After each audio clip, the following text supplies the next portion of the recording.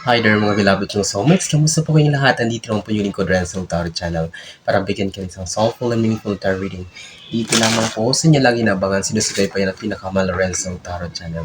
May kaming shoutout po sa lahat ng ating soulmates sa buong Pilipinas at sa buong mundo na laging nanonood at nakabang. Maraming salamat po sa inyong tiwala at suporta. Sige po, ating pong reading na pagsasamahan ay reading po para sa March 2026 para sa ating mga pinakamahal na nasa sign ng Pisces. This is for you, Pisces, Sun, Moon, Rising, and Venus sign. Ulitin ko po, para po sa buwan ng March 2026. Pisces, so ano ba mga dapat nating abangan, mga dapat nating asahan, mga kaganapan? Sige, isang chakra pa Pisces at kunin na natin ang yung 10 baraha. I hope you're doing good, you're healthy, you're safe, and of course, you're happy. Sige, Pisces, your 10 cards. Spirit Universe, Spirit Guides, Angels, Ancestors, Holy Spirit. 10 cards please for Pisces. So, hindi po ako magsasawang pasalamat po sa inyo simula noon hanggang ngayon na hindi niyo po ako iniwan. Maraming salamat po. At kapag bago po kayo sa aking channel at nagustuhan niyo po, nakarasinate po kayo sa ating video ngayon, huwag po kayo mahiyang mag-comment, nagre-reply po ako at nagbabasa ng mga comment. At the same time, like, share, and of course, don't forget to subscribe po. Sige? Spirit Universe, Spirit Guides, Angels, Ancestors. Spirit Universe, Spirit Guides. Okay, your 10 card Pisces are complete. So, huwag na natin patagalin pa. Let's begin with your opening card, the Fool. So, Pisces, I can see here that for you to be ready, para mas maging handa ka sa mga magagandang balita na parating sa'yo, is like, the blessings that you are waiting for, you need to prepare yourself by doing your best to enjoy, to have a refreshed mind. Just enjoy the show, just enjoy the moment, you only live once, enjoy everything. So kasi kailangan fully recharge ka, puno ng positibong pananaw ang isip at puso mo. So because kapag nagmamanifest tayo Pisces, alam naman natin na although we have a lot of manifestations, gustong-gusto natin marating ito, but if our hearts and minds are not ready, pagpuno pa rin ito ng puot, pagpuno pa rin ito ng mga galit, hinanakit sa kapwa natin, at hindi pa tayo ready, hindi naman agad-agad papasok ang manifestations. Start by clearing your minds and hearts first. Just enjoy the moment, savor the moment. So, you only live once, so wag masyadong ma-stress, and everything will follow for you, Pisces. Titingnan natin. Okay, we have here the Queen of Cups in reverse. So, nakabaliktad siya. I can see her, Pisces, that all of those confusions, all of those mga pagdadalawang isip, mga doubts, mga parang hindi kayo natitiwala, mayroon pa rin kayong insecurity sa buhay nyo, all of those are gone, already gone. So, tapos na yon, wala na yon. So, you are moving forward, Pisces, into a new path, isang bagong direksyon ng buhay mo na puno na ng clarity, puno na ng kalinawan, wala ka ng mga dapat yung mga katanungan mo ay makakaroon na ng kasagutan if you have a lot of questions running on your mind. So, this Queen of Cups in reverse, I can feel the energy here of, it's like clarity, completion. So, lahat ng katanungan niyo may sasagot at talagang wala nang maitatago. So, everything will be revealed for you to decide and for you to reflect also about everything na mga gagawin mo sa mga susunod na araw at buwan. Okay? So, we have here the Lover's card in reverse. I can see here, Pisces, starting March 2026, your focus, I'm not saying na wag ka muna, because, baka mamaya nag-search ka ng love life. But I can see her na starting March 2026, the universe is telling you to focus more on your career, to focus more on your job, family, harmonious relationship about family. But in terms of love life, intimate and romantic relationship, set aside mo na muna. Okay? There's a perfect timing for everything kasi naka-reverse ito. But you need to focus first on the improvement of your career and your finances, Pisces, kasi napaka-importante nito. So, kapag nasa relationship ka, so just do your best, okay? Have a communication, mag-usap lagi ng maayos kasi baka magkaroon ng miscommunication dito. So, it's very important. Huwag magpapalagpas sa mga importanteng moments sa inyong relationship. So, Pisces, everything should be organized, everything should be in order. So, what is this? So lahat ay dapat, kailangan inaasikaso, walang dapat nakakaligtaan. You should be responsible of everything. So Pisces, don't worry because everything will be in good shape in terms of relationship for you. But if you're single, wag na munang maghanap ng iba. Focus na lang muna sa sarili mo. So, we have here the Eight of Swords. Okay, that's why, sabi ko sa'yo, kasi, human as we are, Pisces, these Eight of Swords na nakikita ko dito. Kasi kung ang dami mo pang responsibilities, ang dami mo pang mga ako-akong baggages, mga nakaatang sa balikat mo responsibilities sa family, sa trabaho. So that's why kung mamadaliin mo na maghanap ka na agad ng love life or ng partner, so it will add to the burdens that you are carrying. So Pisces, ito ang maging kainatnat mo. Actually, there are some Pisces na ito yung nararanasan ngayon. This is not totally, nakikita ko dito, hindi naman siya totally talagang super problem na kinakaharap mo. But I can see it's just you're overwhelmed. You're just being pressured sa mga, responsibility sa trabaho, sa pamilya, mga gastusin, na parang, you're making way how to solve of these problems. So, yun, kaya parang na-stress ka ng konti, parang na-overwhelm ang iyong emotions here. So, imagine, kapag magdagdag ka pa ng additional burden sa iyong kasalukuyang sitwasyon. So, of course, it will explode. It will create chaos for you. And of course, mas lalo ka matidrain ang energy mo. So, take everything one step at a time, Pisces.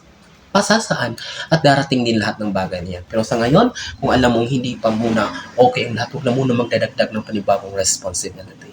Okay? So, Pisces, your fifth card is, we have here the Eight of Cups in reverse. So, Eight of Cups, I can see here, parang lately, parang ang dami mong gustong subukan, ang dami mong gustong makamit, ang gustong mangyari sa buhay mo. But because this is in reverse, I can see here na parang maglalaylo ka na muna ngayon. Parang you will just, enjoy the moment, savor the moment. You will be putting your trust now in the universe na kung ano man ang mangyari, kung ano man ang dumating, tatanggapin mo. Hindi ka na muna mag-exert ng too much effort kasi sabi ko nga, parang overwhelmed ka, napakarami mong inaasikaso, napakarami mong mga bagay na dapat unahin. That's why here you are, isasantabi mo na muna yung mga plano mo, yung mga pangarap mo. So whatever, kung anong meron ka ngayon, makontento ka na muna. So parang ganun na nakikita natin dito, Pisces. So kung merong dumating, kung merong tulong na dumating, may blessings, you will accept it.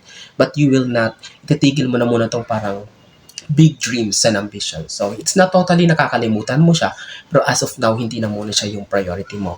Or parang, so it's like, ang priority mo ngayon is like to make ways or humanap ng paraan for your things to be resolved and at least to survive every day. Tama ba, Pisces? Mag-comment nga kayo kapag naka-resonate kayo, ha? Like, share, and of course, don't forget to subscribe. Sige, magtungo na tayo, Pisces, sa ating second row sa last 5 cards natin.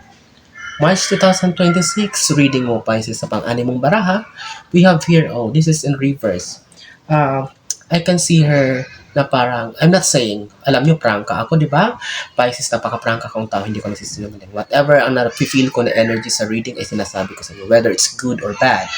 So, if you have manifestations daw, Pisces, medyo habaan pa ang pasensya kasi parang, darating ito is not, hindi sa panahon na gusto mong dumating. Okay? Darating ito, but it's not in the time that you're expecting it. So, medyo matatagalan ng konti.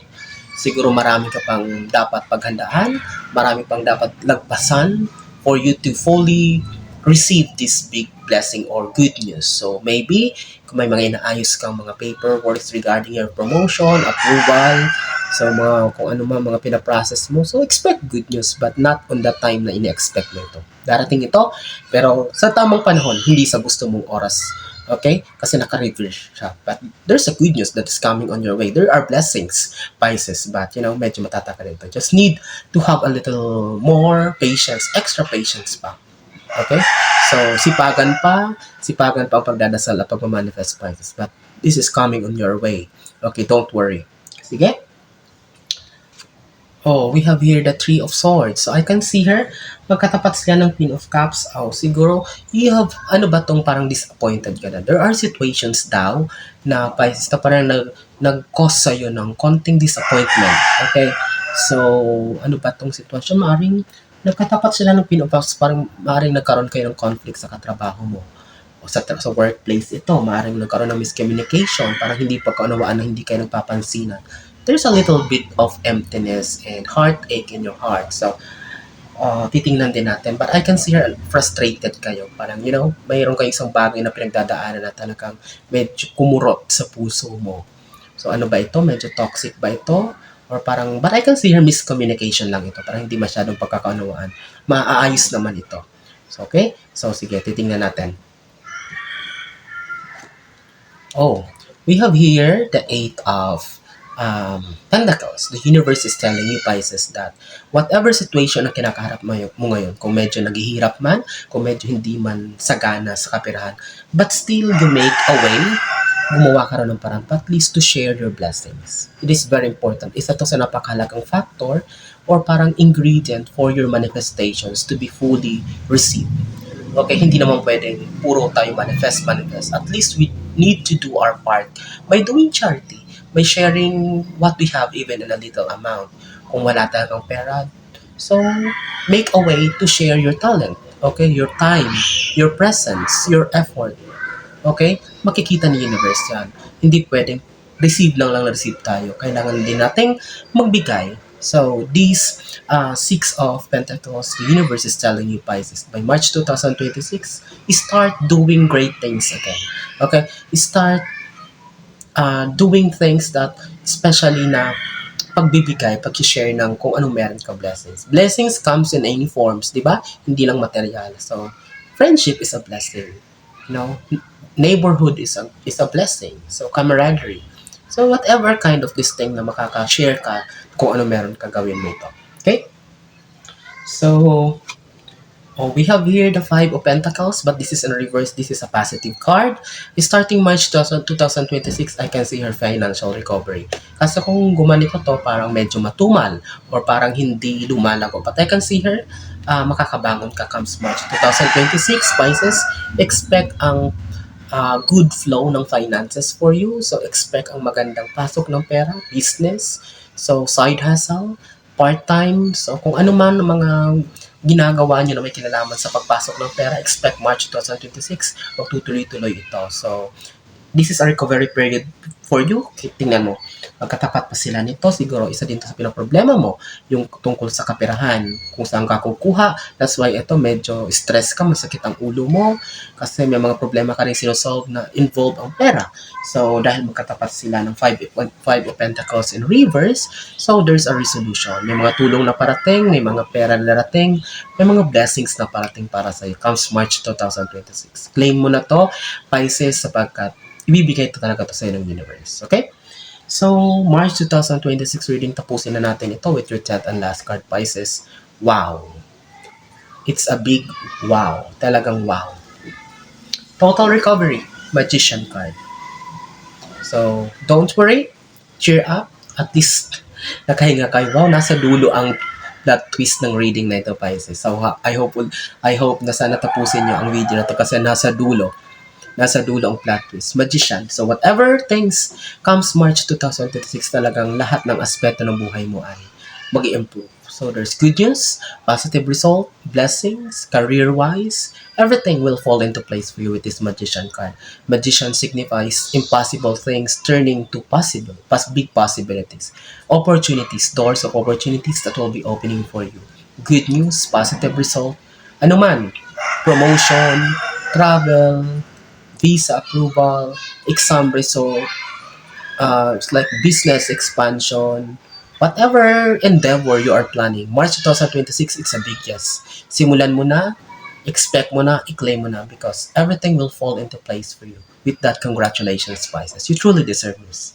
I'm wishing you all the best, Pisces, in life. So, I hope and I pray na maraming nasa sign ng Pisces sa mga kapanood ito ngayon. At kapag nagustuhan niyo po or nakaresonate kayo, wag po kayong mahihiyang mag-comment, like, share, and don't forget to subscribe our channel. Maraming salamat sa inyong muling pagsama. And sa susunod nating pagkikita muli, mag-iingat kayo lagi. God bless us all.